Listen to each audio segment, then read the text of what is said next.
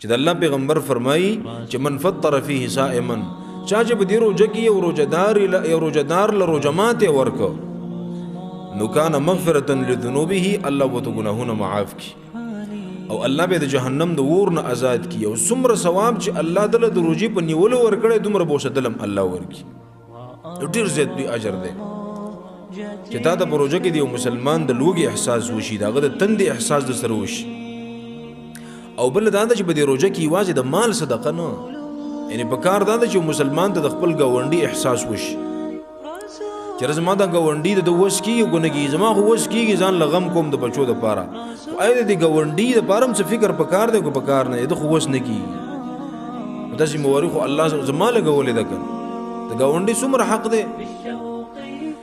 د اجر واړی کنه واړی نو چاله چې الله وس ور کړی دی د خپل پیسې په کار باندې راولي ځان سره مګ دی ګوره مال هغه د اجتار ځان نمخ کې ولېګو صدقه دی کو چاله دی ورکو